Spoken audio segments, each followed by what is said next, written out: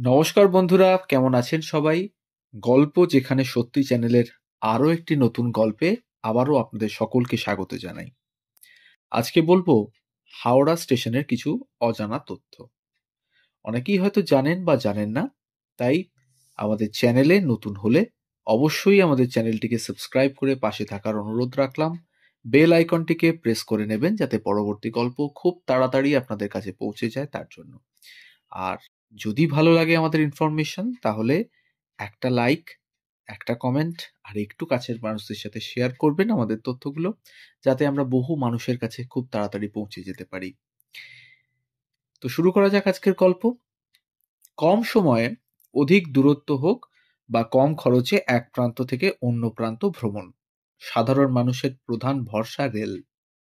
হ্যাঁ, ঠিক ধরেছেন, হাওড়া স্টেশন পশ্চিমবঙ্গে নিঃসন্দেহে ব্যস্ততম রেল স্টেশন। ভারতীয় রেলের এই অন্যতম প্রাচীন রেল স্টেশনটি।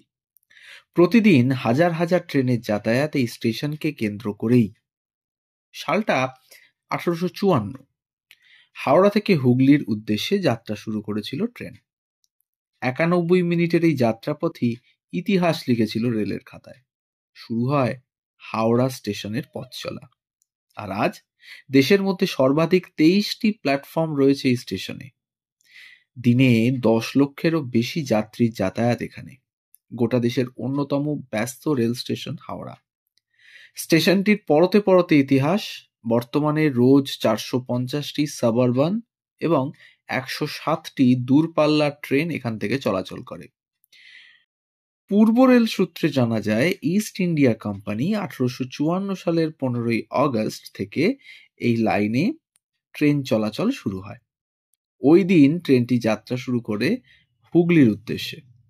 মাঝে পড়ে 3টি স্টেশন: বালি, শ্রীরামপুর এবং চন্দননগর। স্টেশনটির 1 থেকে 15 নম্বর প্ল্যাটফর্ম রয়েছে ওল্ড কমপ্লেক্সে আর 17 থেকে 23 নম্বর প্ল্যাটফর্ম রয়েছে নিউ কমপ্লেক্সে। তবে এটা হয়তো অনেকেরই অজানা যে এই স্টেশনে 16 নম্বর প্ল্যাটফর্মই নেই। কিন্তু কেন?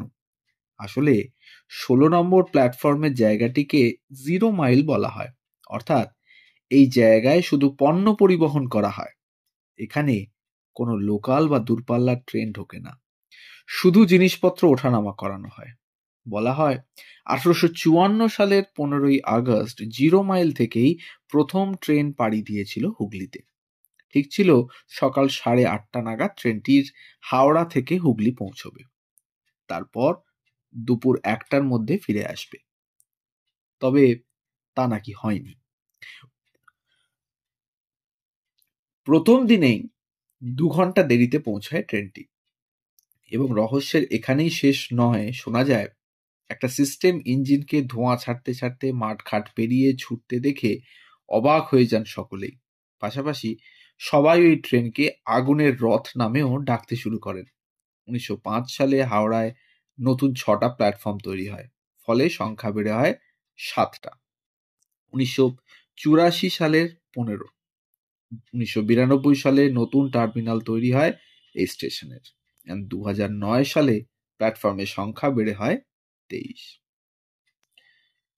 তো এই ছিল আজকের ছোট্ট গল্প। সবাই ভালো থাকবেন, সুস্থ থাকবেন আর শুনতে থাকবেন গল্প যেখানে সত্যি। ধন্যবাদ।